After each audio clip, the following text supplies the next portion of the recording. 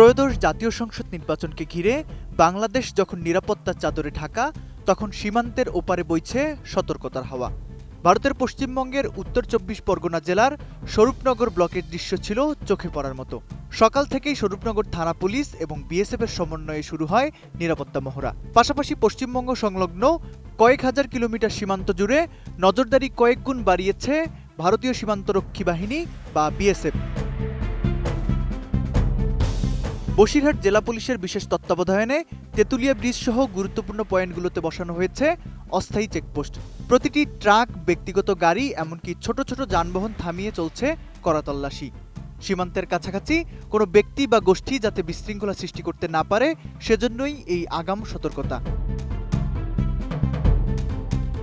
দীর্ঘ ১৭ বছর পর বাংলাদেশের এই ঐতিহাসিক নির্বাচনে সম্ভাব্য যে কোনো ধরনের অনুপ্রবেশ ও অনাকাঙ্ক্ষিত পরিস্থিতি এড়াতে চেকপোস্ট থেকে শুরু করে আবাসিক হোটেল সবখানেই চলছে বিরামহীন তল্লাশি। সীমান্তের নজরদারি কেবল তল্লাশিতেই সীমাবদ্ধ নেই। ঘোজাডাঙ্গা সীমান্তের মতো স্পর্শকাতর এলাকাগুলোতে যাওয়ার প্রতিটি মোড়ে যাত্রীদের পরিচয়পত্র যাচাই করা হচ্ছে। লবঙ্গ মোড়ে দেখা গেছে বিএসএফ জওয়ানদের কঠোর অবস্থান।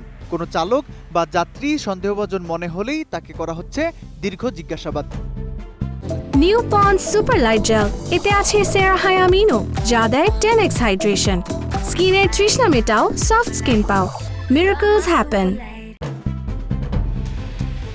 বাংলাদেশে ক্ষমতার এই পালাবদল এবং গণভোটের বিষয়টি কেবল অভ্যন্তরীণ নয়, বরং প্রতিবেশী ভারতের কাছেও কৌশলগতভাবে অত্যন্ত গুরুত্বপূর্ণ।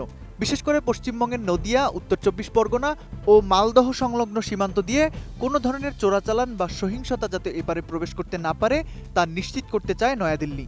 বিজিবি ও বিএসএফের মধ্যে নিয়মিত সমন্বয় সভা হলেও নির্বাচনের এই ৪৮ ঘণ্টা বাড়তি সতর্কতাকে রেড অ্যালার্ট হিসেবেই দেখছেন সংশ্লিষ্টরা।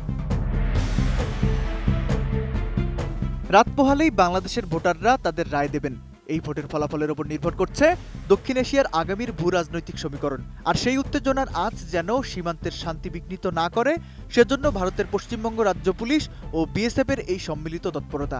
১২ ফেব্রুয়ারির এই ঐতিহাসিক নির্বাচন কতটা শান্তিপূর্ণভাবে সম্পন্ন হয় এবং সীমান্তের এই কঠোর নিরাপত্তা আগামীর দ্বিপাক্ষিক সম্পর্কে কী প্রভাব ফেলে, সেটাই এখন দেখার বিষয়।